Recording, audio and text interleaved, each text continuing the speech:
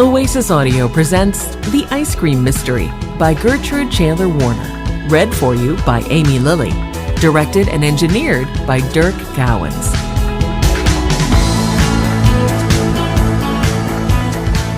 Chapter 1. A Horse Named Butterscotch. Benny? Benny, where are you? Called 10-year-old Violet from the back door of the big white house.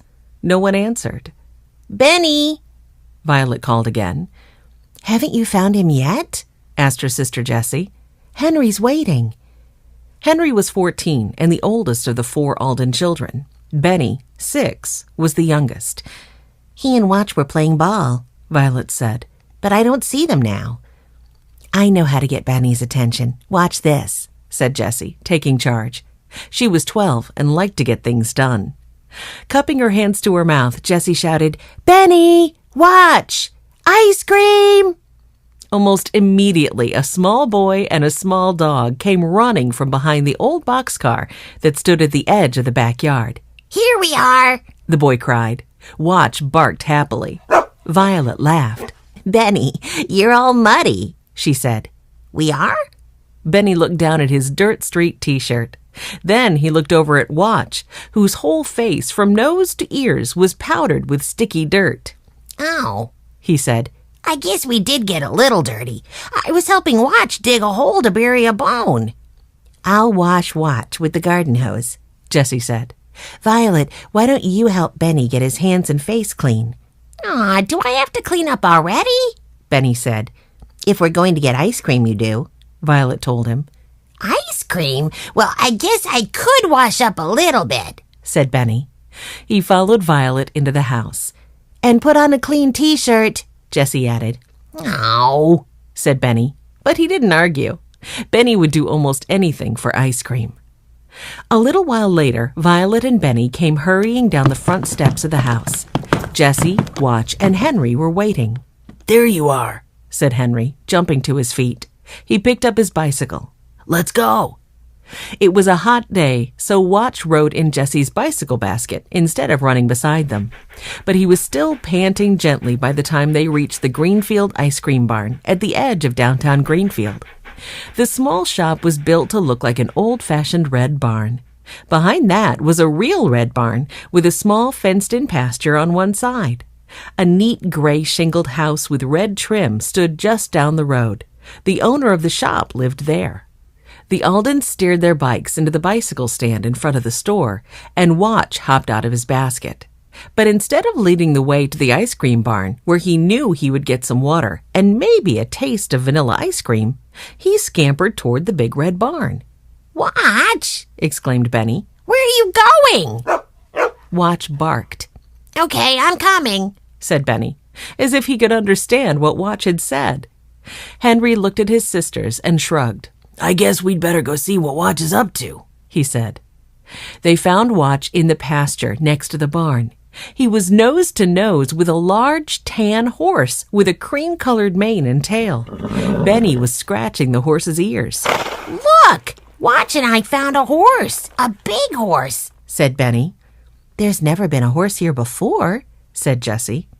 What's your name? Violet wondered in a soft voice. That's Butterscotch, a voice said behind them. She's a new business partner at the ice cream barn, and so am I. The Aldens turned to see a tall girl with bright green eyes and a thick ponytail coming out of the barn. Her hair matched the color of Butterscotch's coat. She had on jeans and a red shirt with the words Ice Cream Barn embroidered in gold above the pocket. Hi, said Benny. Who are you? Benny, don't be rude, said Jessie. The girl laughed. Don't worry about it, she told them. I'm Brianna. I've just moved to Greenfield to join the ice cream business. I'm Jessie. This is Violet, Henry, Benny, and Watch, said Jessie. How can Butterscotch be in the ice cream business? Asked Henry. Why don't we go get some ice cream and I'll explain, Brianna suggested.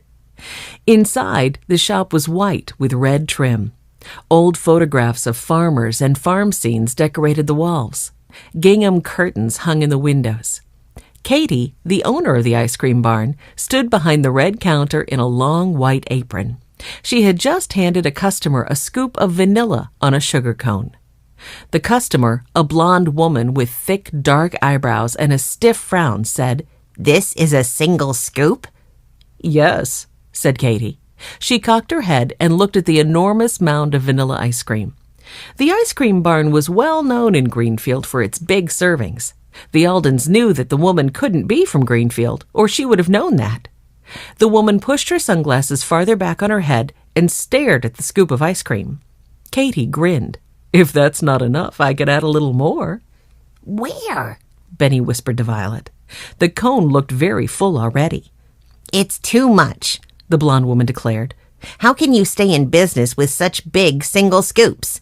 "It's a mystery," said Katy cheerfully. "But our customers just keep coming back. Big scoops, exciting flavors, that's our specialty." The woman sighed, as if Katy had said something upsetting. Then she turned away, balancing the vanilla ice cream carefully, and took a seat at a small table near the window. Katy looked over at Brianna and the Aldens and winked. She was a small woman with a big pile of black and silver hair wound in a bun on top of her head, almost like a swirled ice cream cone. Her eyes were chocolate brown. "I'll take care of these customers," Brianna said, motioning toward the Aldens. "Okay, but wash your hands," Katy said. She smiled at Benny, then disappeared through the door to the kitchen. "Yes, ma'am," said Brianna, laughing. Soon Henry was digging into an ice cream float with chocolate ice cream. Jessie had chosen peanut chunk swirl with chocolate sprinkles, while Violet had cherry vanilla in a dish. Benny picked 2 scoops, one of pistachio and one of the special flavor of the week, double lemon pie. "A mix like that might give some people a stomachache," Brianna said as she handed Benny his double scoop. "Not me," said Benny. "Not my cousin Sue Lee either. She lives in Silver City and she likes ice cream too, but she's on vacation with Uncle Joe."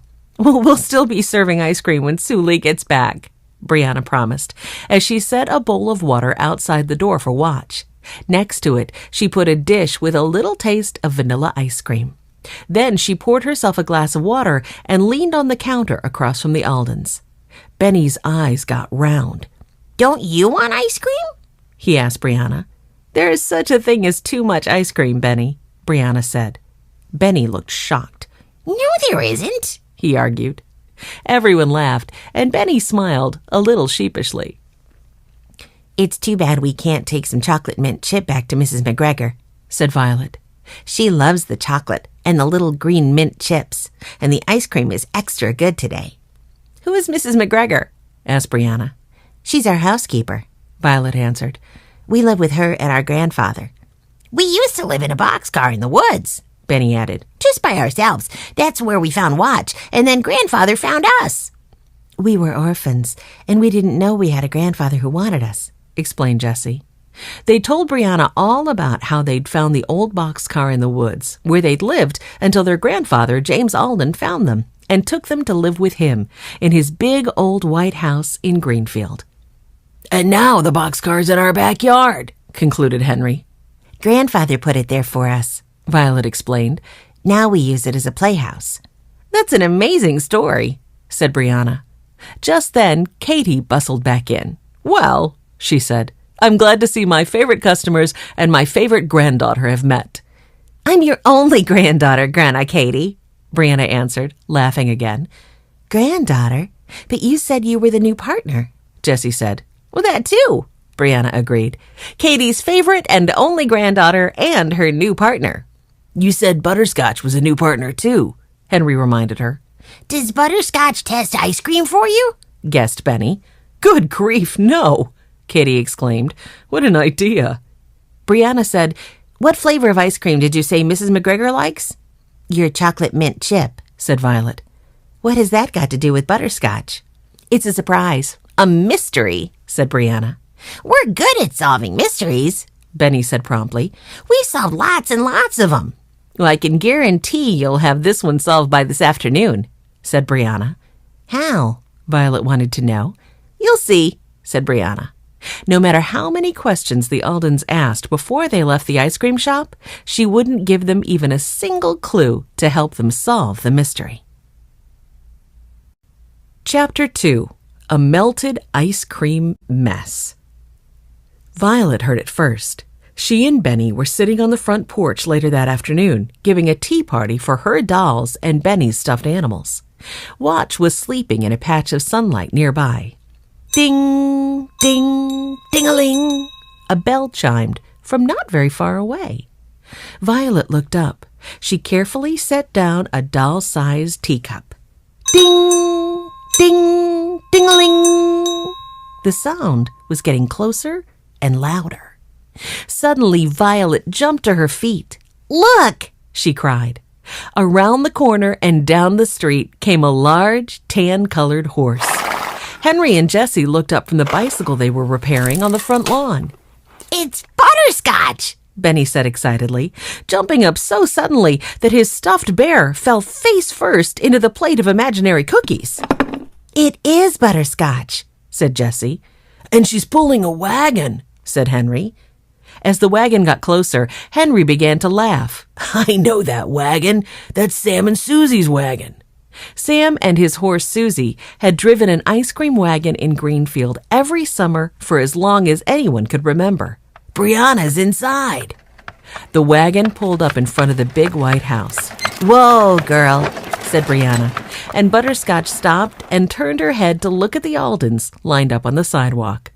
Watch jumped off the porch to trot over and touch noses with Butterscotch. Isn't that Sam's wagon? Henry asked. It was, said Brianna. She jumped down and patted Butterscotch's nose. I bought it from him. He and Susie have retired, you know. But Sam wanted the ice cream wagon tradition to continue, so he passed it on to me. I'm so glad the wagon didn't retire, said Violet. So that's how Butterscotch is a partner in the ice cream barn. She pulls the ice cream wagon just like Susie used to pull it, Jessie said. That's right, said Brianna with a smile, as she looped Butterscotch's reins over a fence post. Climbing back into the wagon, Brianna opened a sliding wooden panel on one side. Then she reached down into a freezer inside the wagon, pulled out a small container, and set it on the counter of the window. For Mrs. McGregor, she said. Chocolate mint chip ice cream, right? Asked Henry. Right. Brianna winked at Benny. If you hurry and give it to Mrs. McGregor, it won't melt one bit. Wow, is Mrs. McGregor going to be surprised? Said Benny. He took the container of ice cream and hurried into the house. A moment later, he came hurrying out with a carrot in his hand. This is for Butterscotch, he said a little breathlessly. She'll love it, said Brianna. Violet stroked Butterscotch's velvet nose as the horse nibbled the carrot from the palm of Benny's hand. Jessie and Henry admired the wagon. New paint, Henry said. Ice cream barn colors, red and white, explained Brianna. Just then, a man came hurrying up the sidewalk. A new customer, Jessie said in a low voice to Brianna. But she was wrong. The man, who had crew-cut hair and an unfriendly expression in his blue eyes, stopped and put his hands on his hips. What's all this? He demanded. The ice cream barn's new ice cream wagon, from our barn to your neighborhood, Brianna said proudly. Do you have a permit? The man said, scowling. Yes, Brianna answered. Of course. Oh, said the man. He glared at the wagon, then at Butterscotch. Noise. Bells ringing. Children screaming for ice cream, he said. He wrinkled his nose. And stinky horse smell. Butterscotch doesn't smell, Benny protested. That's what you think, the man said. Jessie, who had been staring at the man in wonder, suddenly said, You're our new neighbor, aren't you? You just moved in at the end of the street? Nosy, aren't you? Said the man. Yes, I'm your new neighbor. My name's Bush, Ronald Bush, Mr. Bush to you. Welcome to the neighborhood, Mr. Bush, said Violet politely. Are you trying to be funny? The man said. Before Violet could answer, he went on. Let me warn you, if that horse makes a mess or you make one bit of noise, I'm going to call the police and complain. With that, Ronald Bush turned and stomped back up the street. The Aldens and Brianna stood and watched until he had disappeared into the house at the other end of the block.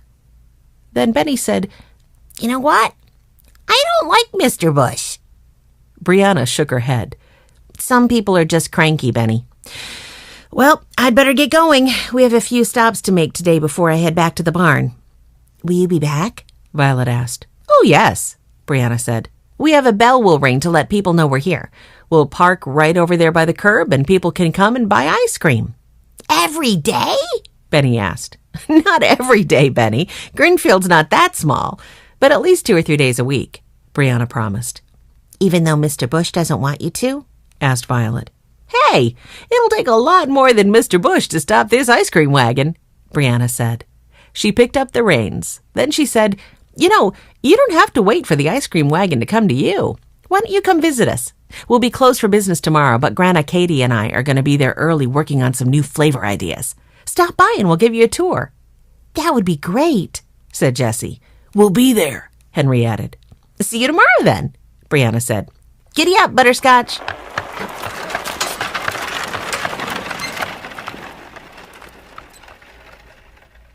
The next morning, Benny was up early, ready to go. Are you sure you don't want to come with us? He asked Grandfather. Not today, Benny, James Alden told his youngest grandson, his eyes twinkling. Maybe next time. Okay, said Benny. Then we'd better hurry. We don't want to be late. We just finished breakfast, Benny, Violet protested. Brianna said she'd be there early, Benny insisted.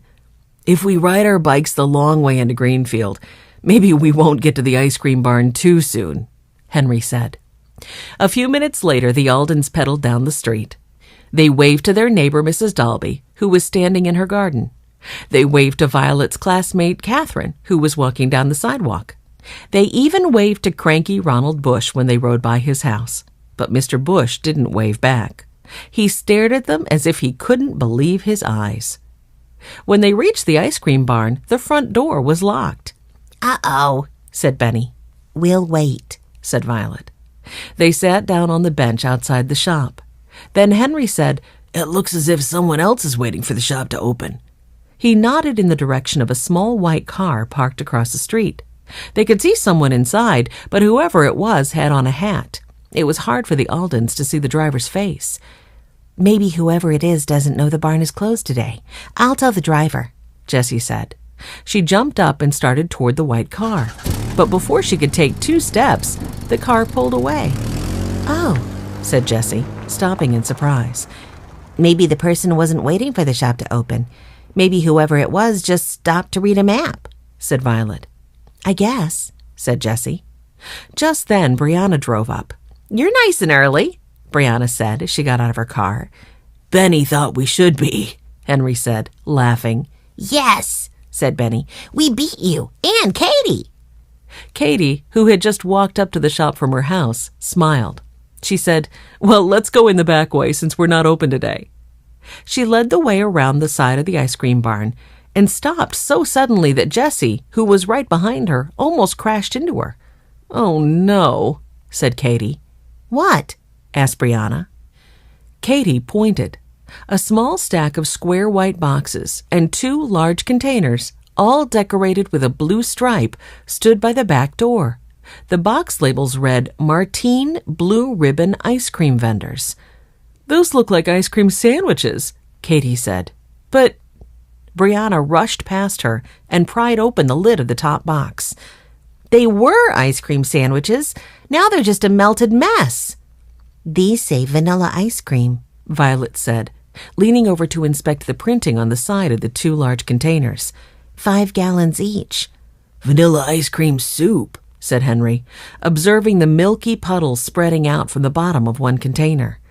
Here's a bill taped to the back door, said Brianna. It's from Marcos. I don't believe it. She turned to Katie. Did you order ice cream for today, Grandma? Of course not, Katie said, shocked. We're always closed on Tuesdays, and Marcos knows that. We never take deliveries on Tuesdays. Maybe he forgot, said Benny. Marcos would never forget something like that, said Katie. Brianna unlocked the back door and pushed it open. They followed her through a small storage room. On their left were the tall, gleaming doors of a large walk-in freezer. Next to the freezer was a short hall leading to a closed door with the word office painted on it. Katie said, Brianna, why don't you show the Aldens around while I make a few phone calls and try to find out from Marcos what happened? Brianna nodded. She took a deep breath and smiled a little. Mistakes happen, she said. It's just too bad this had to happen just as we're trying to expand our business. It'll be okay, Violet said sympathetically. Brianna smiled again. Thanks, Violet. Okay, folks, here's where the grand tour of the ice cream barn starts. We're standing in the main storage room.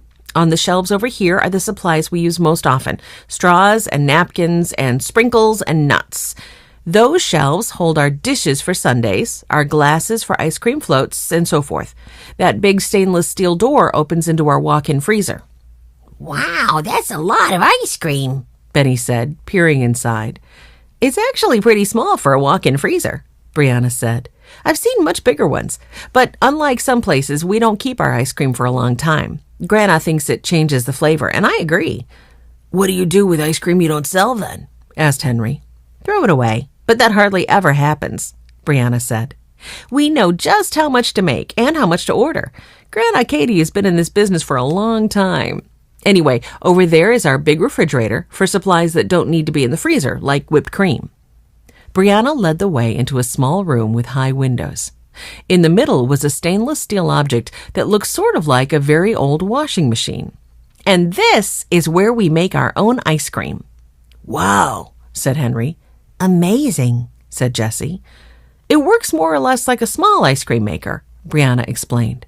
We put in cream and eggs and sugar and flavorings, and the ice cream maker churns the ingredients and freezes them to the right texture and temperature. But it takes longer and makes lots more ice cream than the kind of machine you can buy for your home. Is that what you use to make new flavors of ice cream? Violet asked. Not right away. First, we use a regular ice cream maker to make very small batches of the flavors. If we like them, then we use this machine to make bigger batches and try them out in the store. They went back out into the storage room, and Brianna reached up and took down 2 smaller ice cream makers from a shelf. They'd just set them on the counter when Katie joined them. She was frowning. Did you reach Marcos? Brianna asked. Katie looked up, and her frown deepened. I did, she said. But he says he didn't make a mistake. He says that someone called and placed an order with him and told him to leave it out back first thing this morning. Who? Demanded Brianna. I don't know, said Katie. He remembered the order because he had trouble hearing it. He thought it was a bad phone connection. He wasn't sure if the caller was male or female. Whoever it was, the person said he or she worked for us. The caller claimed to be the new assistant we hired because we were going to be open 7 days a week. So it wasn't a mistake, said Jessie. Katie said, No, Jessie, it was not a mistake. Someone did it deliberately. But why? Chapter 3. Hard Work and Free Ice Cream. There was a long silence. Then Brianna said, Maybe it's somebody's dumb idea of a funny joke? Not funny, snapped Katie. Expensive. We're going to have to pay for that ice cream even though we can't sell it. With all the costs of buying the ice cream wagon, the new equipment for it, and butterscotch, we're really going to have to watch every penny now.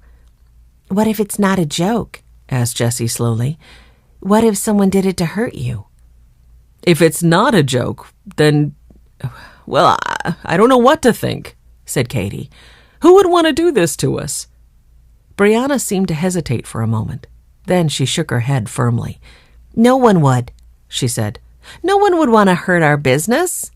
Henry asked, Who knows you order from Marcos's company? Anybody who has seen his truck parked outside and him unloading it, Katie said. Or anyone who's seen the signs in here, Brianna said, pointing. We label all the ice cream we order from Marcos, and we label our own special flavors and treats so customers will know which is which. Oh, said Henry. That's not much of a clue then, said Violet. Well, I've told Marcos to only take delivery orders from me from now on, Katie said. And he's going to call before he delivers just to make sure. That's good, said Brianna. Making ice cream would be good too, Benny hinted. Katie smiled at him. You're right, Benny. Let's get started. Any ideas about new flavors? Peanut butter, said Benny. Chocolate anything, said Henry. Maybe both, suggested Jessie. And crunchy too, added Violet. Sounds delicious. Let's gather some ingredients then, said Brianna. Violet was relieved to see her smiling again. Later that day, as the Aldens wheeled their bicycles home, their stomachs too full to ride, they talked about the prank at the ice cream barn. I just don't believe it was meant to be a joke, said Jessie. It was too mean. I agree, said Henry. But why? And who? It could be anybody. I think Brianna has an idea about someone who could have done it, said Violet softly. I noticed that too, said Jessie. When Katie wondered who might do something like that, Brianna almost said something, but then she stopped. Do you think whoever it is will play any more jokes? Asked Benny. I don't know, Benny, said Henry. But I do think we should keep a sharp eye out for clues and for more trouble. I think you're right, said Jessie. I think it's the beginning of a mystery. I know, said Benny. I could get a job at the ice cream barn and look for clues that way. I don't think you're quite old enough yet, Benny, said Violet. Are you sure? Said Benny. But it's not a bad idea, Benny, said Henry. Maybe I'll see if they want to hire me. I'm old enough. I'll go back tomorrow and talk to Katie and Brianna. The next day, Jessie, Violet, Benny, and Watch waited on a bench in the park near the ice cream shop, while Henry went to talk to Katie and Brianna about a job. Benny was very excited. If Henry got a job at the ice cream barn, he would be able to watch for suspects. And maybe, Benny thought, he'd be able to bring home lots of ice cream.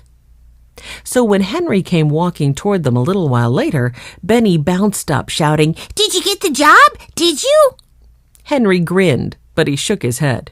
No, but I did get some interesting information. He sat down on the bench and began to pet Watch. What did you find out? Jessie asked. Well, they can't afford to hire anybody right now, for one thing, Henry said. We should have guessed, said Violet. I offered to help out until they could afford to pay me, but Katie said no, Henry went on. She said they already had to let one assistant go, and he would be the first one they hired back when they could. Katie fired someone? Asked Jessie. Yes. When Brianna came, she laid off an assistant named Preston. Brianna's doing his job and driving the ice cream wagon, said Henry, to save money. That must have made Preston very unhappy, Violet said softly. Yes, agreed Jessie. Maybe unhappy enough to call in a phony order. How do we prove it? Benny asked. We have to find clues. One way we can do that is by checking out the ice cream barn and its customers, said Henry. We can't just show up and stay and stay and stay, objected Jessie. That would look very suspicious and weird. No, we can't do that, said Henry with a smile. But even though they couldn't hire me as an assistant, I did get a job for all of us. Benny's eyes widened. What? He asked. Driving butterscotch? No, nothing that exciting, Benny. But Brianna's having a bunch of flyers and posters printed up. We're going to help deliver the flyers and put the posters up all around Greenfield this afternoon.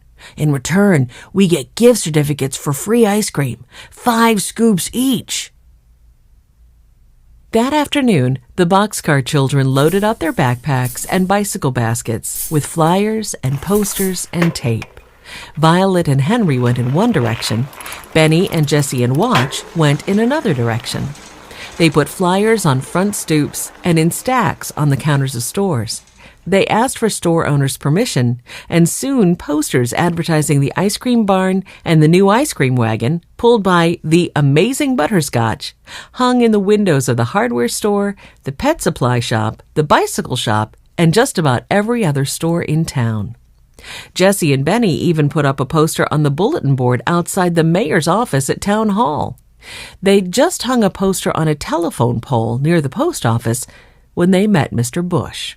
He scowled harder than ever when he saw them. Hello, Mr. Bush, said Jessie politely. Hi, said Benny. Mr. Bush leaned over to peer at the poster. Take it down, he said. What? Asked Jessie, startled. Take the poster down or I will, said Mr. Bush. Why? Asked Benny. Because you're defacing public property, Mr. Bush said. You can't put posters up without permission. Do you have the permission of the phone company to use their telephone pole for advertising? No, admitted Jessie. Watch barked once. Mr. Bush didn't notice. Benny squatted and put his arm around the dog. Shh, he warned. Then take the poster down, Mr. Bush said. He folded his arms.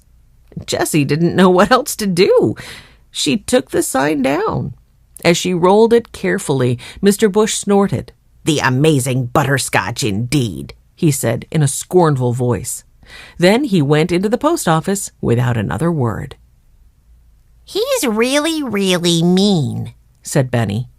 I guess he's right, though, said Jessie. Benny wasn't listening. Really mean. Mean enough to play that melted ice cream joke, he said. Jessie blinked. I hadn't thought about that, Benny, she said. I guess he could have. I think he did, said Benny. We'll have to talk it over with Henry and Violet. Let's put up the rest of the posters and then find them. Okay, said Benny. To Watch, he said, Come on, boy, and if you see Mr. Bush, you can bark as much as you want. They found Henry and Violet outside the bookstore, talking to a tall, lanky boy not much older than Henry. The boy had straight black hair and round black glasses. He was pointing at the poster in the window as Jessie, Benny, and Watch came up to them. So you're the ones who've put up the posters all over Greenfield, he said. Yes, said Jessie. The ice cream barn is expanding. And they hired you to put the posters up? The boy went on. I guess you could say they did, Henry began. The boy narrowed his eyes angrily. They hired you, 2 of you, and they fired me, said they couldn't afford me. Well, they're not exactly paying us, Jessie started to explain. But the boy didn't let her finish. Fine, he said. Just fine, but they're going to be sorry they didn't keep me around. You'll see. He turned and almost ran away, his cheeks red with rage. Good grief, said Jessie. I think we just met Preston. He's mad, too, said Benny. Violet said, He's mad, too? What do you mean, Benny? Mr. Bush got mad at us for putting up posters just now, Benny explained. By the post office. Oh, said Violet. Benny thinks Mr. Bush might be the one who phoned in the fake ice cream order, Jessie explained. And after the way he acted just now, I think Benny could be right. Maybe, said Henry. Or it might be Preston. He seems pretty upset. I wonder if Brianna suspected Preston, Jessie said. I don't know, Henry said. But now we've got 2 suspects. And a mystery, said Benny. Chapter 4. Who took the posters? No dessert? Grandfather Alden sounded surprised. Not even you, Benny? The Aldens had just finished dinner together. Grandfather knew that Benny always had room for dessert. I had ice cream this afternoon, Benny said. 2 free scoops. Big ones, said Henry. We all had ice cream this afternoon, although none of us had quite as much as Benny did. I thought none of you seemed very hungry, said Grandfather, a twinkle in his eye. We got paid in ice cream, Violet explained, for delivering flyers and putting up posters. You told me about putting up the posters, but not about the ice cream payment, Grandfather said. We didn't think you'd think it was such a good idea to eat ice cream so close to dinner, explained Benny. No, I don't, but I guess you won't do it again, Grandfather said. No, said Violet, not even to solve the mystery. Grandfather nodded. His 4 grandchildren had told him all about what had happened at the ice cream barn. He knew if anybody could find out who had placed the fake order, it was them. Will you be going to the ice cream barn tomorrow? He asked. Probably, said Henry. Then we can look for more clues. But I don't think we're going to eat as much ice cream, said Jessie. Even Benny has had enough for a while. But the Aldens didn't go to the ice cream barn the next morning. Instead, they did a few errands for Grandfather and Mrs. McGregor. They mailed letters for Grandfather. They took Mrs. McGregor's books back to the library. Then they stopped by the bike shop to put air in Benny's bicycle tires. That was when Violet noticed that the poster she had put up in the front of the bike shop wasn't there. She stopped. She looked at Henry. Didn't we put a poster up right over there yesterday afternoon? She asked. Benny looked too. Yes, he said. Where is it? It isn't there, said Jessie. Maybe the owner of the store took it down, said Henry. But he said we could put it up, Violet reminded him. They went inside. As soon as he saw them, Louis, one of the store's owners, smiled and said, "More posters today?" No, I mean, well, yes, maybe, said Jessie, because the poster we put up yesterday isn't there. Did you take it down? No, said Louis in surprise. He called over his shoulder to a woman repairing a bicycle. "Thelma, did you take that ice cream shop poster down?" Nope, Thelma answered. Okay, thanks, said Jessie. They turned to go. Then Jessie turned back. If we bring another poster, may we put it up in the window? She asked. On the inside? Sure, said Louis. No problem. But there was a problem, the Aldens soon realized. Most of the posters they'd put up the day before had been taken down. Only the shops where they'd put the posters on the insides of the windows still had posters up. And many of the places where they'd left stacks of flyers had no flyers left either. None of the store owners knew what had happened to the posters or the flyers. No one had seen them disappear. Maybe different people picked up all the flyers one at a time, said Violet doubtfully. I don't think so, said Henry. We put out too many flyers to be taken in one day. I think whoever took all the posters got rid of all the flyers they could find too. Someone who doesn't like the ice cream shop, Benny said. Jessie nodded in agreement. And we need to find out who. But now we'd better put up more posters, Violet said. She added, and put out more flyers. Good idea. Let's go, said Henry. And while we're at the ice cream barn, I think we need to talk to Brianna. Why? Asked Benny. Because she knows something she's not telling us. It might be a clue, said Henry. Back for more ice cream today? Katie called cheerfully as the Aldens came through the front door of the shop. She was serving a double scoop to one of two boys, while a familiar-looking thin blonde woman in sunglasses was poking at an ice cream sundae in the corner. As Jessie glanced over, the woman slid a small notebook out from under her napkin and wrote something on it before hiding it under her napkin again. Not yet, said Henry. We thought we'd put up a few more posters and hand out some more flyers. Great, said Katie. We have another big box full out in the barn. Brianna's out there. She can show you. The Aldens found Brianna outside the barn. She had a paintbrush in her hand and was studying something she had set on a small table covered with newspaper. Butterscotch watched sleepily from the shade of a nearby tree. What's that? Asked Benny, skipping up to the table. Oh, hi. It's a suggestion box. I just painted it. When it's dry, I'm going to put it inside the shop. Customers can write down their ideas and opinions and stick them inside, Brianna explained. Violet bent forward to study the small wooden box. It looks like the ice cream wagon, she said. It does? Good. It's supposed to, Brianna said. What's happening? Well, said Jessie, we have a problem. Someone took all our posters, blurted Benny. And most of the flyers, too, added Violet. What? Brianna said, her voice going up. We came to get more to put up, said Henry, and we need to ask you a few questions. Good grief, said Brianna. She paused, thinking hard, then asked, What questions? There are at least two people we know about who don't like the ice cream barn. One is our neighbor, Mr. Bush, Jessie said. Brianna nodded. The other is Preston, Katie's old assistant, Henry said. Why would Preston hate the ice cream barn? Brianna said, looking very surprised. He loved working with Grandma Katie. We met him yesterday when we were putting up flyers, Violet said. He was very upset about losing his job. But it's only temporary until we can pay him again, Brianna protested. Do you think Preston made that fake order and stole the posters? Maybe, said Violet.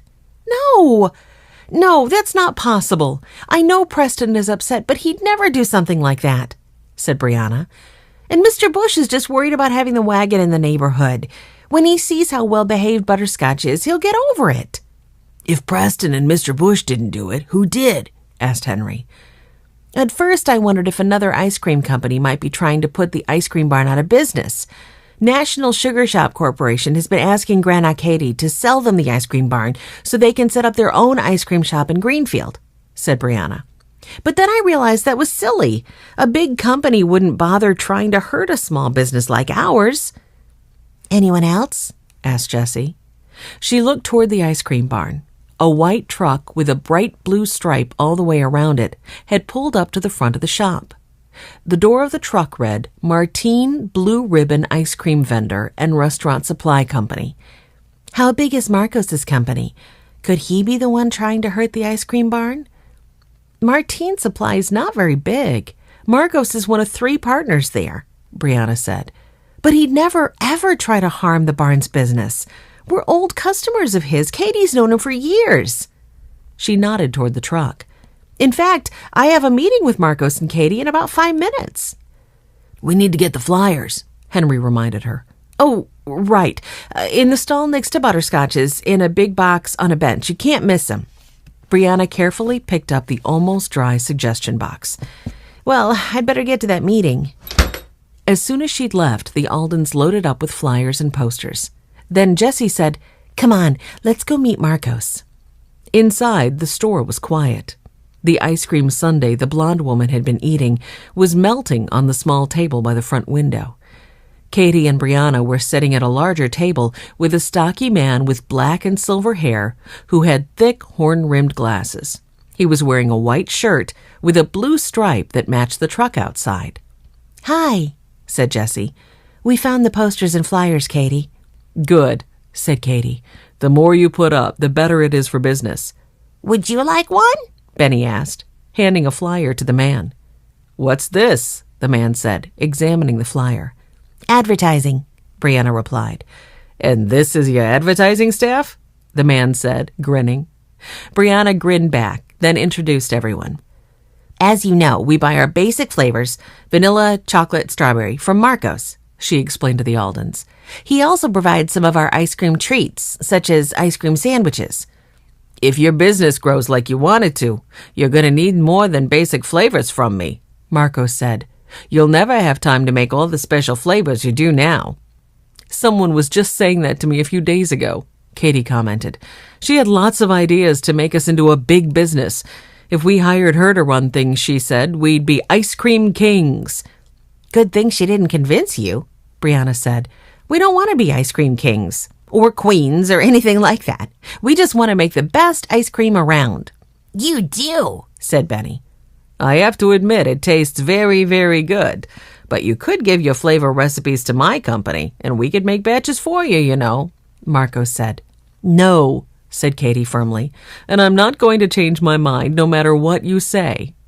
Holding up his hands, Marcos said, Okay. Maybe you're not going to change your mind yet.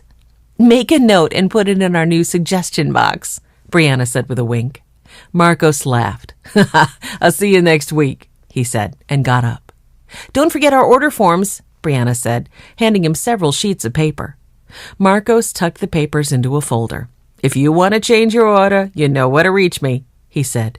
He waved and headed out the door. The suggestion box looks good, Violet said admiringly. It does, doesn't it? Katie said in a pleased voice.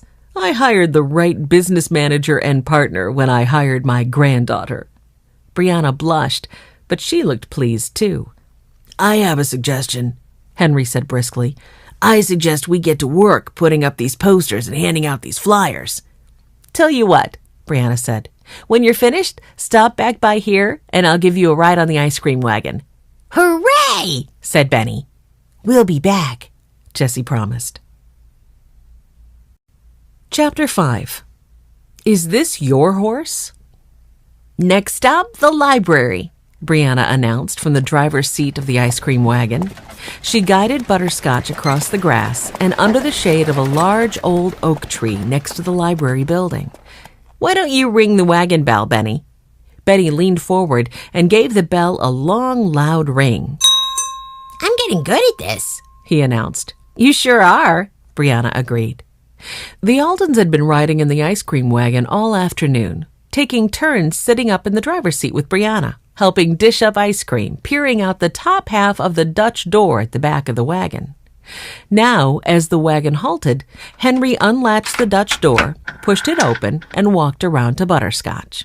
He took the reins from Brianna and tied Butterscotch to the tree.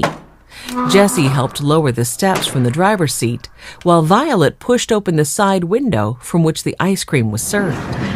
Brianna went to join Violet inside the wagon, but Benny stayed up in the wagon seat. He liked being there. He waved at everybody he saw and called out, "Ice cream sold here!" Now he talked excitedly. "Look, there's Thelma from the bike shop. Hi, Thelma! I've seen lots of people I know today. Marcos in his blue and white truck. I like his truck. It's not as nice as our wagon, though. And I saw 3 neighbors from our street and 2 friends of Grandfather's." Listening to Benny chatter, Jessie patted Butterscotch's nose, then filled her water bucket. Brianna always carried a container of water in the wagon just for Butterscotch. "Ice cream sold here!" Benny sang out from the wagon seat. "Hi, come buy some ice cream." "Oh, hi, Preston." Preston didn't ask how Benny knew his name. He stopped his bike a few feet away. "So now you're all working for the ice cream barn?" "No," said Jessie. "Brianna's just letting us ride in the wagon today." "Huh," said Preston. But he didn't sound angry. He sounded almost as if his feelings were hurt. "It's true," said Henry. "Sure," said Preston. On the other side of the wagon, a small line was forming at the window. Brianna was very busy scooping ice cream cones, while Violet took the money and made change. "How's Butterscotch?" asked Preston abruptly. "Fine," said Henry. "Come pet him," urged Jessie. "Hot day, cold ice cream," Betty called from the seat to some passerby. Jessie had thought of that, and he liked the sound of it. Butterscotch snorted, making bubbles in the water, then raised her dripping nose to look at Preston. He got on his bike and pedaled away without another word. Brianna and Violet hadn't noticed Preston. They were too busy. The small line of customers had gotten bigger. "The special flavor this week? Banana split," Brianna said. "Is that what you want, Ralph?" By now, she knew many of the regular customers by name. "1 scoop, coming right up." A large group of children came out of the library and joined the line. Brianna greeted several of them by name, too. "How do you remember everybody?" asked Violet. Brianna grinned. "Lots of them ask for the same thing every time. That makes it easier. Like Annie with the red hair is 1 scoop chocolate, 1 scoop vanilla, vanilla on top. Maria is chocolate cherry fudge. And Raj, the boy at the end of the line, he'll order 1 scoop of whatever the special is with sprinkles. He always gets sprinkles no matter what flavor the ice cream is." "May I pet the horsey?" a little girl asked. Henry said, "Her name is Butterscotch, and she likes to have her nose petted. You can scratch behind her ear, too." Butterscotch was almost as popular as ice cream with the group of children. One little boy even tried to share his ice cream with the big horse. Jessie stopped him in time, explaining that Butterscotch would have plenty of oats when she got home from work that night. Betty didn't say anything about that.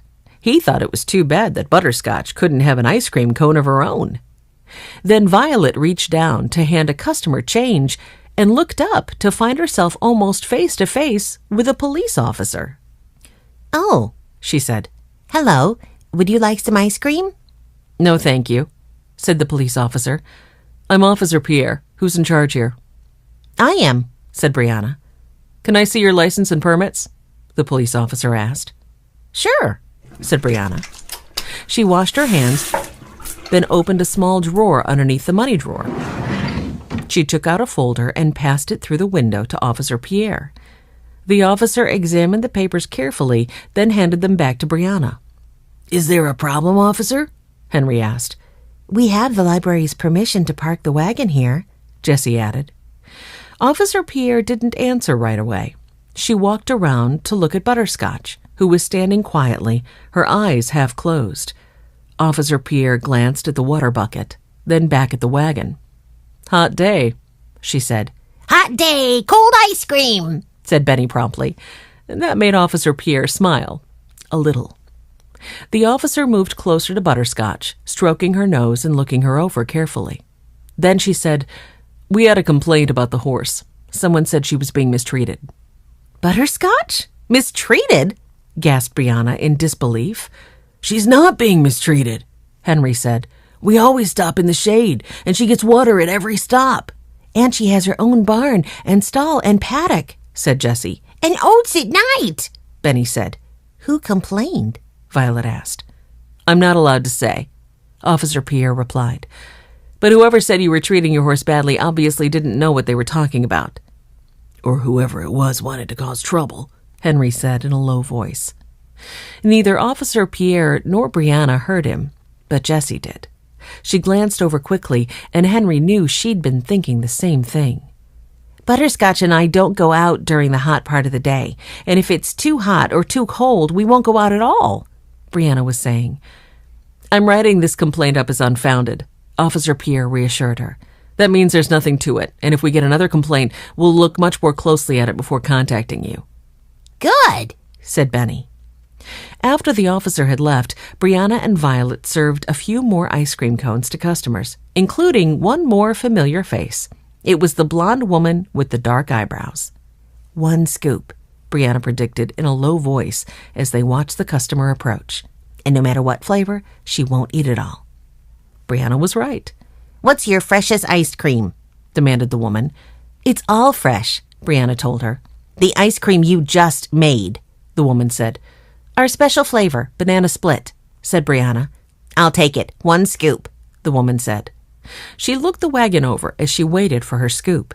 Would you like to pet Butterscotch? Jessie asked. The horse? No, thank you, said the woman. She paid for her cone and took a careful taste. It is fresh, she said. Yes, it is, said Violet. The customer walked around the back of the wagon, still looking it over. Then she left, taking tiny, careful tastes of her ice cream. Benny saw her toss it into a trash can across the street. She threw it away, he said in horror. Do I know my customers or what? Said Brianna. She does that every time. They had a few more customers, but it was getting late now. When the last one had left, Henry unhitched Butterscotch from the tree, emptied the water bucket, and tied it to the side of the wagon. He and Jessie climbed in the back, while Brianna joined Benny on the driver's seat. Violet closed the Dutch door and latched it, and then went to the front of the wagon to peer through the little window behind the driver. Ready, she said. Giddy up, Butterscotch, Benny said. Home, girl, said Brianna, and Butterscotch, who knew that was where they were going anyway, turned in the direction of the ice cream barn, and her own barn, too. Inside the wagon, Jessie said in a low voice so Brianna wouldn't hear her, I think whoever complained about Butterscotch was trying to cause more trouble for the ice cream barn. I think so too, said Henry. Anyone can see that Butterscotch isn't being mistreated. It was a mean thing to do, said Violet. It upset Brianna, but who could have done it? Remember Benny saying he'd seen Marcos? It could have been Marcos. Benny waved at him, so Marcos knew the ice cream wagon was making its rounds, said Jessie. So did Preston, said Violet. And he was just here, right before the police officer came. He sure was, said Henry. He was here and he was in a very bad mood. And he asked about Butterscotch. They looked at one another. Violet said, It doesn't really prove anything. And the one who complained about Butterscotch before was Mr. Bush. Henry frowned. True. He paused, then said, Wait a minute. Going to the front of the wagon, he spoke through the window. Benny, remember you said you saw some of our neighbors today? Yes, said Benny. I waved at them. Was Mr. Bush one of them? Asked Henry. Yes, said Benny. He was still cranky. He didn't wave back. I think he's the one who made the police come after Butterscotch. Henry suddenly laughed. Could be, Benny, but we can't prove it. He went back to join Jessie and Violet. You heard what Benny said, Henry told them. We have to count Mr. Bush as a suspect, too. Violet sighed. This isn't good, she said. We still have 3 suspects. We still don't know who's trying to sabotage the ice cream barn. I wish we could find out before anything else happens. Sometimes wishes come true, but this time Violet's wish didn't. Chapter 6. Nasty Notes and Sticky Clues. Katie met them at the door of the shop. In each hand, she held several slips of paper. Can you believe this? Some people, she fumed, waving the papers in the air. What is it, Grandma? asked Brianna, jumping quickly down from the wagon and tying Butterscotch to the front step rail. Someone stuffed the suggestion box full of blank slips of paper, said Katie. I noticed all our suggestion slips were gone, and the pencil, if you can believe that, so I opened the box and found this. She stormed back inside, followed by Brianna and the Aldens. The top of the suggestion box was open. Dozens of suggestion slips had been crammed inside. They're not all blank, said Henry. This one says, caramel is my favorite flavor. Make ice cream with caramel in it. And this one says, can you make bubblegum ice cream? Brianna read. Ick, said Violet. I don't know, said Jessie. It doesn't sound so bad. Katie made a face. It takes all kinds, she said. Here's another. It says... Violet's voice trailed off. Brianna read over her shoulder. You're a terrible ice cream shop. Why don't you close and give someone who knows how to make ice cream a chance? Oh, that's terrible, said Benny. And this one says, Greenfield doesn't need a new improved ice cream barn. No matter how much you improve, you'll still be no good. Give up now. That's not true, said Brianna furiously. And we're not giving up. Do you recognize the handwriting? Henry asked Brianna and Katie. If I did, do you think I'd just be standing here? Katie said. Besides, the writer has obviously tried to disguise it. Look at those big block letters. Just then, the phone rang. Katie picked it up. Ice cream barn, she said. She didn't sound as cheerful as she usually did. She listened and frowned. No. No! The answer will always be no. I already told you. We don't want to be a big business. When Katie hung up, she turned to Brianna. That Jean Johnston keeps calling. I wish she would stop. Her ideas are good, but she just won't listen when I tell her we don't want to make the ice cream barn into that kind of business. Brianna made a face. Did you notice anyone hanging around the suggestion box? Asked Jessie, getting back to the business of finding clues. Marcos? Preston? Someone else? Marcos? He was in earlier to try out the new flavor just as he usually does, but he didn't go near the suggestion box. And I haven't seen Preston for a while. Katie looked puzzled. But it's been so busy today. The ice cream wagon has brought in a lot of new customers lately. When it was busy, I hardly looked up, and when it was quiet, I went to the back to work on new flavor ideas. I just came out whenever I heard the bell ring or saw a customer who needed ice cream. Brianna shook her head in disgust. Disguised handwriting? Nasty notes? Crank calls about butterscotch? Okay, I'm beginning to be convinced that this is more than someone's idea of a joke. Preston, Marcos, Mr. Bush, said Jessie, as the Aldens sat on the porch that night after dinner. Grandfather rocked quietly in the swing, with Benny yawning and leaning against him. Mr. Bush, murmured Benny sleepily. He's a good suspect, said Jessie. He's been around every time something has happened. He knew we'd put up the posters. He'd already complained about butterscotch even before someone called the police today. He could have stuffed the suggestion box without Katie noticing. Preston, too, said Violet. Didn't you tell me Katie said she hadn't seen Preston? Grandfather asked. Yes, but maybe he sneaked in when it was really busy. In disguise, argued Violet. He could have, Henry said doubtfully. But don't you think Katie would have recognized him? A hat? Dark glasses? A fake mustache? Violet began, then suddenly giggled. Well, Preston would look pretty silly, wouldn't he? It would be the kind of disguise everyone would notice, added Henry. And Katie and Brianna still seem to trust Preston. So we move Preston to the bottom of our list of suspects, said Jessie. That still leaves Marcos. Yes, agreed Violet. But I still feel like we're missing a very important clue. I'd like to go to the shop tomorrow morning to ask Katie a few more questions. But the Aldens were in for a shock when they reached the ice cream barn early the next day. A big sign was stuck to the front door. Closed, the sign read. Out of business. What? Gasped Violet. There are more signs over here. They're all over the place, Benny cried. Sure enough, almost the entire front of the ice cream barn had been plastered with closed and out of business signs. I don't understand, Henry said. Katie and Brianna drove up and parked the car. Katie got out, holding a grocery bag. She stopped. Her mouth dropped open in astonishment. Is it true? Benny asked. Are you closed? At the same time, Katie said, "What's this? Who did this to the ice cream barn?" They were all silent for several long moments. Katie and Brianna stared speechlessly at their shop. The Aldens looked from the shop to Katie and Brianna and then back again. Finally, Henry said, "You didn't do this?" "No," said Katie. She shut the car door hard. "I sure didn't." "I don't believe this," Brianna said. Her lips tightened. "It's going to take forever to get all those signs down.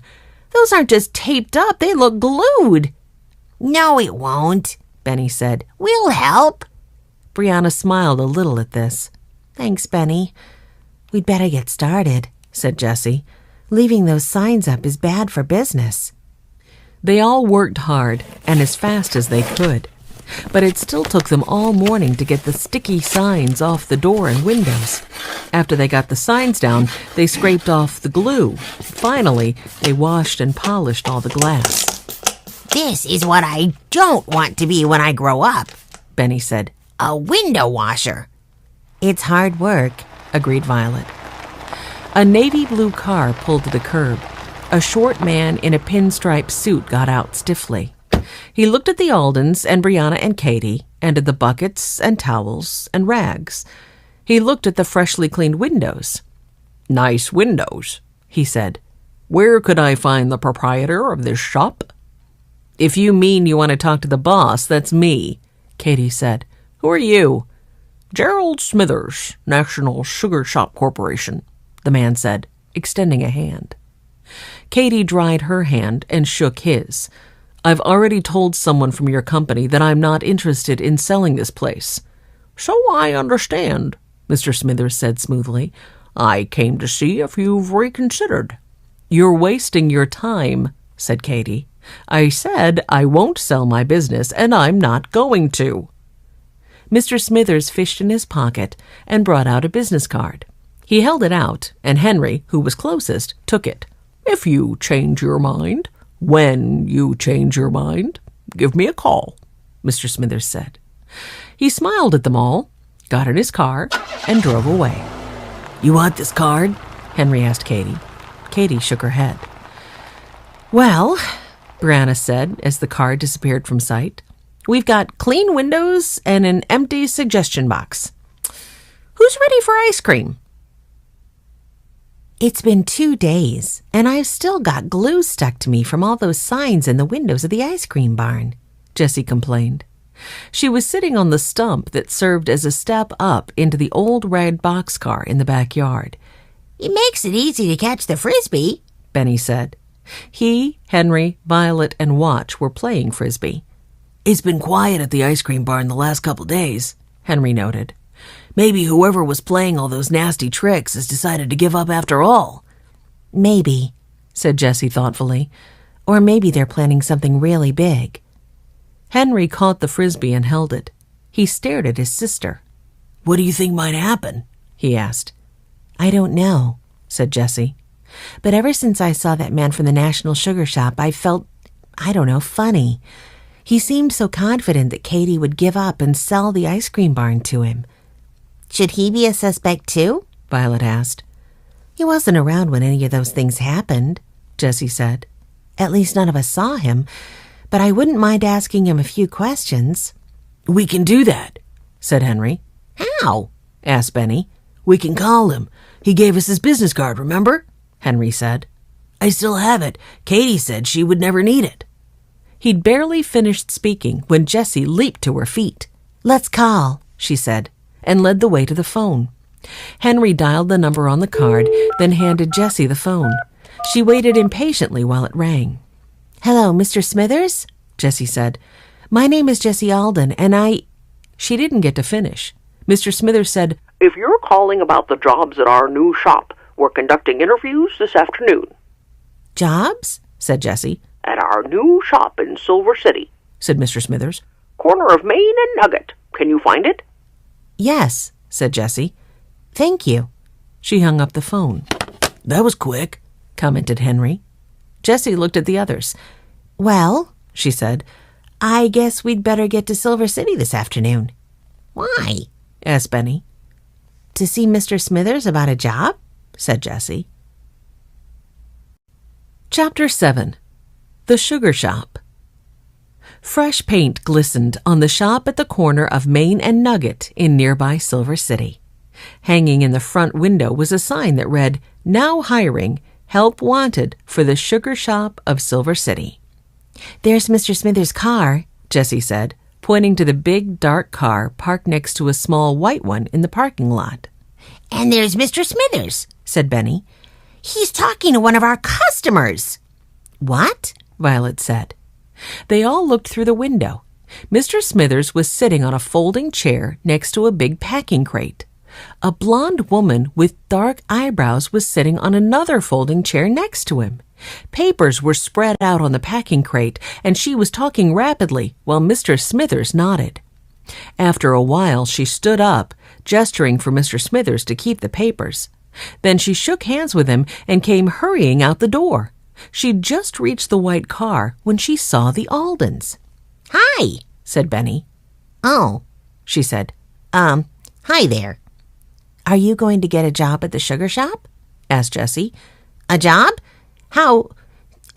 Maybe, said the woman. She flung her briefcase in the car before jumping in herself and quickly driving away. She seems kind of nervous, said Violet.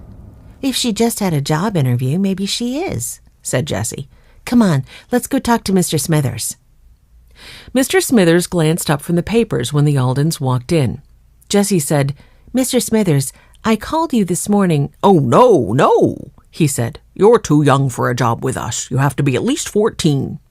I'm 14, said Henry. But here, fill out this application, said Mr. Smithers, snatching up a piece of paper from the packing crate. But I don't want a job, thank you, said Henry, handing the application back. That got Mr. Smithers' attention. What do you want, then? He said. I'm a very busy man. I have to hire counter help, managers, and who knows where I'm going to find a good manager, someone with experience. I've seen people with interesting ideas. He tapped one finger on the papers, but not enough experience. Well? How long have you known you were opening a sugar shop in Silver City? asked Jessie.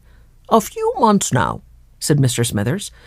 Then why did you try to buy the ice cream barn? asked Benny. It's good business. Buy the shop, buy the customers.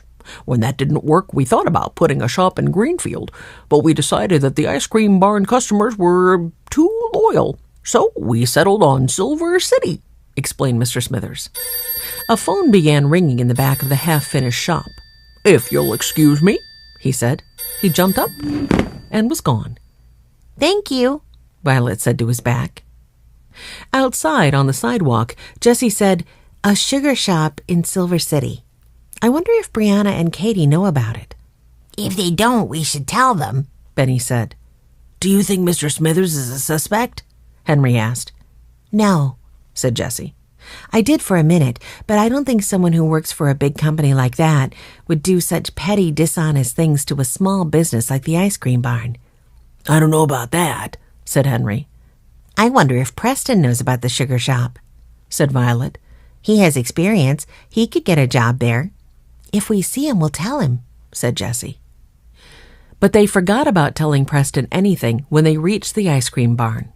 A big sign on the door of the shop said, "Closed." Oh, no, groaned Henry. Not again. But Benny was peering through the glass. He tapped on the window. Katie's inside, he explained. A moment later, Katie opened the door. Come in, she said urgently, her expression grave. Did you see Brianna? Have you found Butterscotch? Found Butterscotch? What are you talking about? Violet said in shock. You don't know then? Butterscotch is missing. Brianna went into the barn this morning to let her out of her stall into the paddock, and she was gone, said Katie. Gone? How did she get out? asked Jessie. Someone took her, that's how. Katie sank down into a chair. There's no way Butterscotch could have gotten her stall door open and the barn door as well, and I don't think she would have closed those doors behind her either. Someone stole Butterscotch? Benny cried. A horse thief? A horse thief, said Katy. Poor Butterscotch. I wonder if we'll ever see her again. Don't worry, you will, said Jessie stoutly. We'll find her. I wish you could, said Katy hopelessly. I wish you could. Let's go to the barn. We can start looking for clues there, said Violet. She patted Katy's hand. It will be all right, she promised. No lock on either the barn door or the paddock door, said Henry. But no way Butterscotch could have gotten either of those open herself, even if she did get out of her stall. The ice cream wagon is still here, noted Jessie. It would be hard to hide an ice cream wagon, said Benny. But I guess you could if you can hide a boxcar. Benny was remembering the time their boxcar had gotten stolen. No footprints we can use, said Violet, bending over to examine the hard-packed earth outside the barn door. Just scuffs in the dirt. Whoever took her either had to lead her away, ride her away, or drive her away in a horse van, said Henry. If they drove her, they could be anywhere. And anybody, said Violet in a discouraged voice. No, said Jessie, not just anybody. I think whoever took Butterscotch is the same person who phoned in that fake delivery order, who stole the posters, who complained about Butterscotch, and who made those horrible suggestions. And put up the out-of-business signs, added Benny. Preston, began Jessie. As if Jessie had made him appear by saying his name, Preston came running toward the barn. He stopped, looking wildly around. She's gone, he said. She's really gone. Yes, Butterscotch is missing, said Henry. Preston's face was pale. He looked as if he might be about to cry. Who would do a rotten thing like that? He said. Someone who wanted to put the ice cream barn out of business, said Henry. They all watched Preston closely. Preston didn't seem to notice. That's one of the reasons I was so upset when Katy laid me off, he said, almost to himself. I wanted to help with Butterscotch. I thought it would be cool to learn about horses and how to drive the wagon. Poor Katy, she must be really upset. Preston straightened his shoulders. Katy said you were looking for Butterscotch. I will too, and if I can do anything else to help, let me know. We will, said Violet. Preston turned and walked slowly back to the store. The Aldens stared after him. Then Violet said, He could be pretending to be upset so we wouldn't suspect him. He could, but he'd have to be an awfully good actor, said Jessie. Preston didn't steal Butterscotch or do any of those other things? asked Benny. I don't think so, Benny. He seems to really care about Katy and Butterscotch and the ice cream barn. I think Katy is right to trust him, Henry told his little brother. Okay, that leaves Marcos and Mr. Bush, said Violet. One of them is a horse thief. It's Mr. Bush, Benny said triumphantly. I told you so. Let's go arrest him and get Butterscotch back. Chapter 8. Who did it? Hold on, Benny. Just because you think Mr. Bush did it doesn't mean we can go arrest him. We have to have proof, Violet said. If we got Butterscotch, wouldn't that be proof? asked Benny. It would, but I don't think Mr. Bush is keeping Butterscotch in his backyard. It would be very hard to hide a horse in our neighborhood, at least for very long. So he has Butterscotch at a farm or at a stable, said Benny. Maybe he owns a farm, he added. Maybe. Jessie thought hard for a moment. There is only one stable nearby, just outside Silver City. But there are lots of farms, said Violet, feeling discouraged. If Butterscotch is at a farm or at the stables, she'd have to get there in a truck or van, Jessie said. It's too far to ride her or lead her. Marcos has a van for deliveries, Violet said. Maybe Mr. Bush has a van or truck too, said Henry. We need to check that out. And we need to check on the stables to see if Butterscotch is there, said Benny. Let's see when Katy expects Marcos again, suggested Violet. Nodding, Jessie said, and after that, let's make a few phone calls. Henry hung up the payphone. Nope, no new horses at the Silver City stables, he reported. I didn't think there would be, Jessie said. It would be one of the first places the police would look, just like we did. Let's go get Mr. Bush, Benny urged. Let's go talk to Mr. Bush, you mean, said Violet. Okay, let's go, said Benny. He tugged on Violet's sleeve.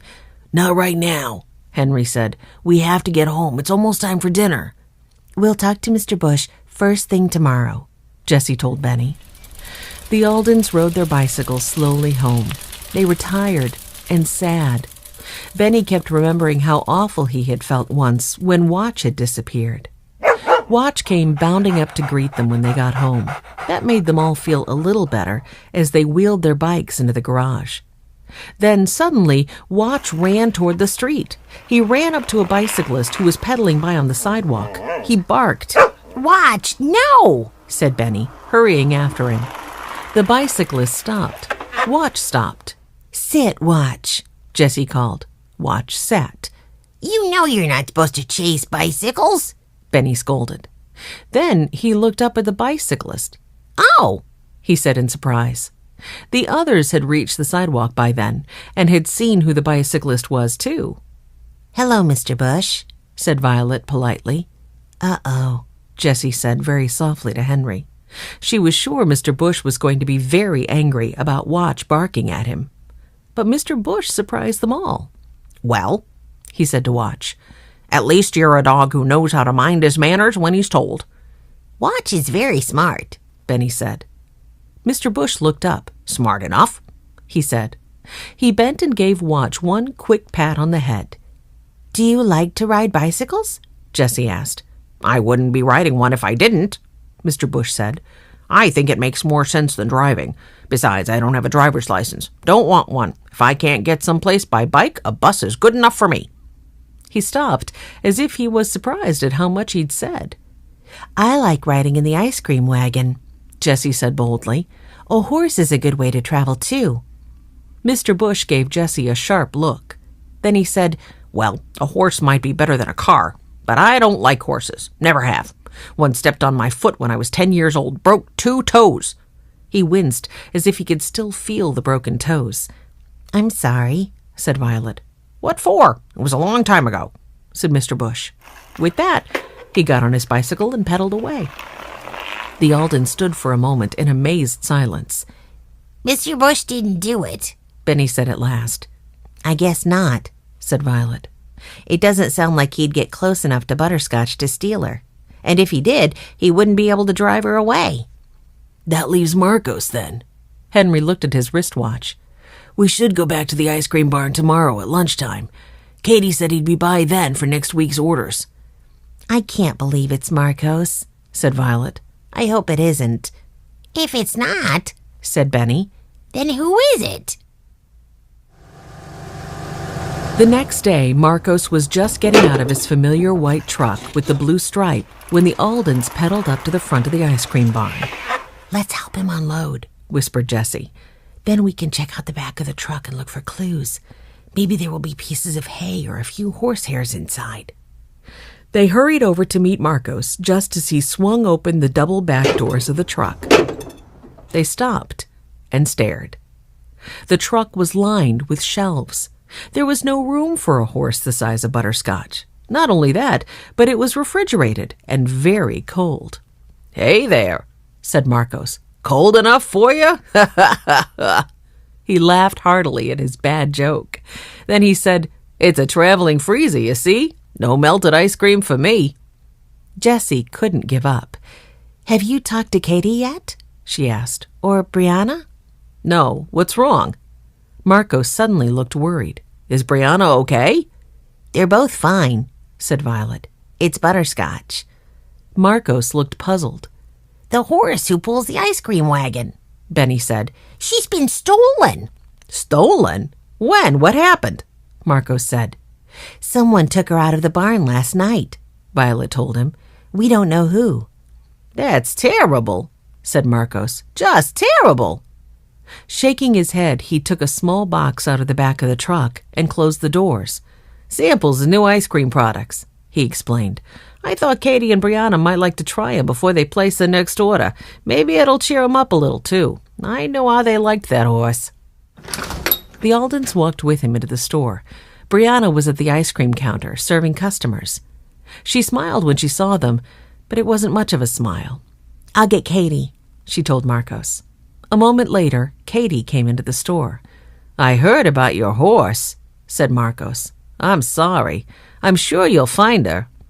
I'm sure we will too, said Katie, but she didn't sound sure. Marcos handed her the small box of frozen treats. New treats from my company for you to try, he said. Thank you, said Katie. She looked down at the box as if she didn't know what to do with it. Thanks, Marcos, Brianna said. Give it to me, Grandma. I'll put it in the freezer behind the counter for now. Katie handed the box over, then sat down at one of the tables. How was business? Marcos asked.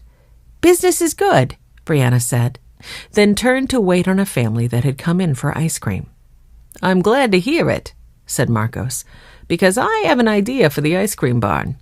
I was describing your ice cream to a friend who is the chef of a small restaurant, and he is very interested in it. Interested, repeated Katie. Yes, he'd like to order some of your special flavors for his dessert menu. I told him you were a small company and I didn't know how much extra you could make, but I think you could handle this. Sure we could, said Brianna, who somehow could serve the customers and listen to Marcos and Katie at the same time. If I'm not going to be driving the ice cream wagon... She paused, then went on, I could make the extra batches of ice cream.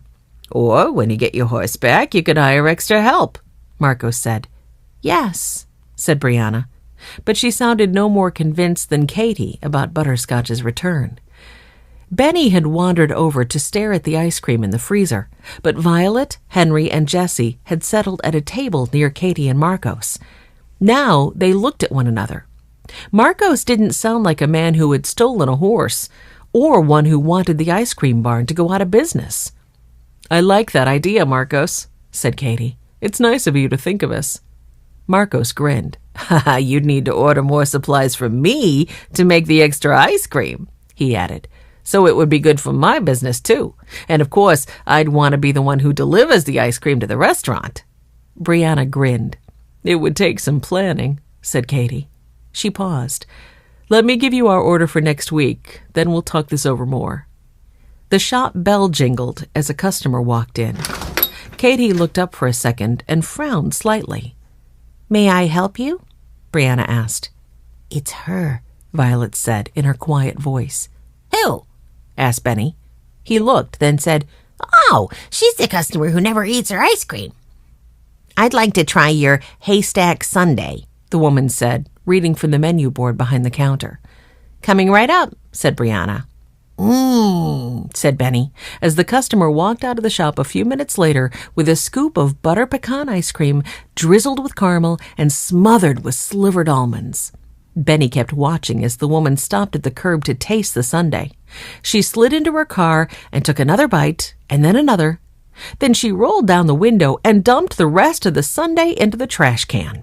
Benny gasped. Look, he said to Violet. She threw away her haystack.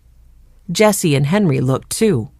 As the woman's white car pulled away from the curb, Jessie leaned forward to get an even better look. Then she ran toward the door. Jessie, where are you going? Henry asked. Jessie didn't slow down. Come on, grab your bikes, she said. We have to follow that car. Chapter 9. A Clue and a Trap. The four Aldens followed the white car through Greenfield. They stayed as far behind it as they could while still keeping it in sight. The driver didn't seem to notice that her car was being followed. At last, the car turned into a driveway on Walnut Street in a neighborhood on the other side of Greenfield. Oh, good, Benny panted. I was getting tired. Jessie braked to a stop on the sidewalk a short distance from the house. What are we doing? Why are we following that customer? Henry asked. Jessie nodded toward the house. That white car looked familiar, she explained. Remember that time when we got to the ice cream barn early and a white car was outside? The one that drove away so fast? That's the same car? Benny asked. I think so, said Jessie. What is the name on the mailbox? Benny asked. I can't read it. Violet read the name aloud softly. They all stared at the mailbox. Henry let out his breath. We've heard that name before, he said. Johnston. Isn't that the name of the person who keeps calling the ice cream barn? Jessie nodded. The one who wants Katie to hire her to make the ice cream barn a big business. Is Butterscotch here? Benny asked. There's no place to hide a horse here, Henry said. She must be keeping Butterscotch someplace else. Then how will we find her? Demanded Benny. Jessie's eyes had begun to dance. I think I know how, she said. I think what we need to do is deliver a fake order. A fake order? Of ice cream? Asked Benny. No, not ice cream, Benny. Oats, said Jessie. The Aldens biked home as fast as they could go. They ran into the house and went straight to the phone in the kitchen. Violet took out the phone book and found the number they needed. Ready? She asked. Ready, said the others. Violet crossed her fingers, then dialed the number. She handed the phone to Henry. Hello, I'm calling to confirm a delivery for Jean Johnston, Henry said, speaking into the receiver. What? The woman who had answered replied. 40 pounds of oats, Henry said. To be delivered to 53 Walnut Street? No, not for me. Bring it to the 3 Mile Farm. That's where all these deliveries are supposed to go, the woman said. That's not the address I was given, Henry said. I'm the one who pays the bills, not the one who eats the oats, she said impatiently. You've got it all mixed up. Take it to 3 Mile Farm. Honestly, what am I going to do with 40 pounds of oats? I'll be there tomorrow to meet the delivery. And with that, Jean Johnston slammed down the phone. Henry placed the receiver back in its cradle, then turned to his siblings and smiled. 3 Mile Farm, said Henry. I think we found Butterscotch. Let's go get her, Benny urged. Not tonight, Benny. We'll go get her tomorrow, and we'll also get the thief, Henry promised. Now, let's call Brianna. The big old barn at 3 Mile Farm was very quiet in the middle of the day. But in the field nearby, Mac, the owner, drove his tractor next to the rows of potato plants. Chickens scratched in the barnyard. A sleek cat sunned on a bale of hay, purring loudly. It's a good thing we didn't bring Watch, Benny whispered. He might have wanted to chase the cat. Benny was crouched next to Violet behind a bale of hay. Across the barn, Henry was hiding behind a stall door. Jessie and Brianna stood near the front of the barn behind some sacks of feed. Here comes the car, Jessie called softly. They all crouched down a little lower and listened as a car pulled up to the front of the barn. Benny wrinkled his nose.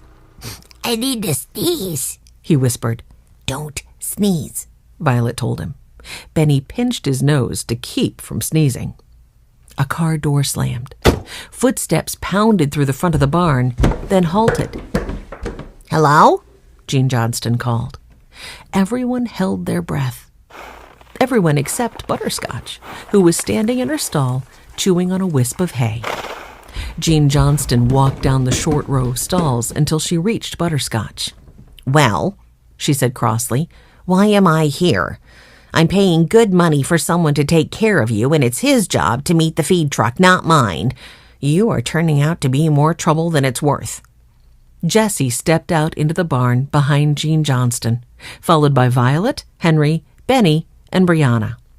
The only trouble with Butterscotch, Jessie said in a loud voice, is that you stole her. Jean Johnston spun around. Her blonde hair seemed to almost stand on end. Her black eyebrows shot up. No, she said. Then she saw Brianna, and her face grew pale. Oh, no, she moaned. What are you doing here? Brianna folded her arms. Catching a thief who tried very hard to help put the ice cream barn out of business? You don't understand, said Jean Johnston. I just wanted to help you. Chapter 10. The Mystery Ice Cream. Brianna's eyes widened in amazement. Help us? You call fake deliveries and out-of-business signs helping us, Jean? Don't forget the suggestion box and the stolen posters, said Jessie. And the stolen horse, said Violet. She had gone over to Butterscotch. The big horse had heard voices and put her head over the stall door. Now she lowered it to let Violet scratch her silky ears. Jean Johnston looked around as if she wanted to escape, but there was no way out. She took a step back, then sank down onto a bale of hay. "Why don't you tell us about it?" said Brianna in a more gentle tone of voice. Jean looked up. "I wanted to be the manager of the ice cream barn. I knew I could make it great. With a few changes and the right approach, you could have become a big chain." Like the sugar shop? asked Jessie. "Yes, but Katie kept saying no. I had to do something to make her change her mind," Jean went on. She looked at Brianna. "I thought if Katie started losing money, she would see that she needs me to help run things." Is that when you started playing tricks on the ice cream barn? asked Violet. "Yes," admitted Jean, "but it wasn't working. Then I heard the National Sugar Shop Corporation was interested in getting into the ice cream business in Greenfield. I thought if I took butterscotch, I'd get upset business enough so that Katie would want to sell the ice cream barn. Then maybe the National Sugar Shop Corporation would hire me," Jean said. You kept coming to the shop and eating ice cream, said Benny. "Sampling the new flavors, taking notes," said Jean. "Spying," said Henry. "Companies do that all the time. It's how business works," said Jean. Not at the ice cream barn, said Brianna. We saw you meeting with Mr. Smithers at the new sugar shop in Silver City, said Jessie. Brianna said, "To apply for the manager's job there." "Yes. From that job, I could move up in the corporation, especially if I could put the ice cream barn out of business," Jean explained. "That's when I thought up the plan to hide butterscotch for a little while, right after the interview." "You know, you didn't have to do all these awful things," Brianna said. "Your business plan and your ideas were very good. I'm sure the sugar shop would have hired you just because of that." "I didn't think good ideas were enough," said Jean bitterly. "Sometimes you've got to be ruthless to get ahead." "I'm sorry," said Brianna, "but I don't think your terrible behavior got you anywhere." Then Jean said, "What are you going to do now? Are you going to call the police?" Brianna shook her head slowly. "No, not this time.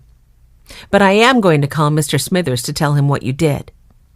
"What you did was wrong," said Violet. "I know," Jean said softly. She wouldn't meet their eyes. "Don't come back to the ice cream barn," said Brianna. Jean stood up. "All right," she said, and walked slowly out of the barn. At the door, she stopped and turned. "I'm sorry," she said. "If you're really sorry," said Violet, "you'll never do anything like this again." Without answering, Jean went out to her car. A minute later, they heard it drive away. Brianna let out a long breath. "Well," she said, "that's that." Shortly after that, the farmer came into the barn. "Well," he said, "do you and the horse need a ride?" Brianna smiled broadly. "Yes, thank you. Butterscotch is going home." The Aldens were sprawled in the grass in the shade outside their big old white house. Playing soccer had made them hot and tired. Watch had rolled over on his back with all 4 feet in the air and was panting in his sleep. Suddenly Benny sat up. Did you hear that? He said. "What?" Watch woke up and rolled to his feet. He gave a quick bark. That! Benny said, jumping to his feet too. The ice cream wagon. "It is," said Violet. "Oh, good," said Jessie. "I could use some ice cream right now." "Me too," said Henry. Butterscotch and the ice cream wagon came into sight, and all 4 Aldens waved enthusiastically. Brianna waved back and guided the wagon into the driveway. "Look who's with her. It's Preston," said Jessie. Preston jumped down from the driver's seat to tie up Butterscotch. He grabbed the bucket from the side of the wagon. "You can fill it up from the hose over at the side of the house," offered Henry. Thanks, said Preston with a big grin. "Who wants ice cream?" asked Brianna, flinging the window of the wagon open. I do, said Benny, hopping up and down. He wasn't hot and tired any longer. Preston came back and set the bucket down. "I heard you were the ones who found butterscotch," he said admiringly. "That was great. How did you figure it out?" "Jessie did mostly," said Violet. "No, we all did," said Jessie. We'd eliminated all our suspects, and I'd just about given up. Then I remembered a clue, and it all came together. The thief kept buying ice cream and not eating it, said Benny disapprovingly. But we set a trap and caught her, Violet said. Found your horse, did you? Called a familiar voice. Everyone looked up to see Mr. Bush standing on the sidewalk. We did, said Brianna. So you're detectives, said Mr. Bush. We are, said Jessie. Said Mr. Bush. Would you like some ice cream? Asked Brianna. Maybe I would, said Mr. Bush. You would? Benny's eyes got round. I said I don't like horses, not that I don't like ice cream, said Mr. Bush. He almost smiled. He walked around the wagon, staying well away from Butterscotch, and went up to the window. I'd like a sundae with raspberry ice cream and hot fudge, whipped cream, no nuts, and extra cherries, he said. Wow, said Violet softly. Good ice cream, said Mr. Bush, after he'd tasted his sundae. Then, still giving Butterscotch plenty of room, he walked on. Double wow, said Jessie. Who else wants ice cream? Asked Brianna. All of us, said Henry. Good, because I've got just the flavor for you, and it's on the house, or the wagon, said Brianna. She made 4 enormous ice cream cones. Each of them took a taste. Butterscotch, said Violet. and fudge, said Henry. and salted nuts, Said Benny. Cashews, right? Guessed Jessie. And something else, too. But I don't know what. It's awfully good, though. What is it? Asked Violet. Our newest flavor, said Brianna.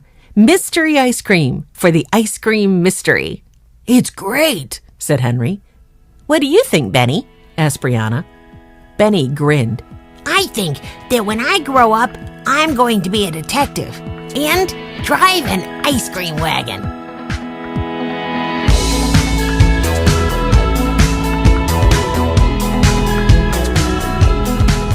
We hope you've enjoyed this Oasis audio production.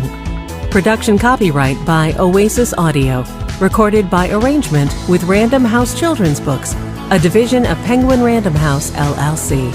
Available in print from Random House Children's Books.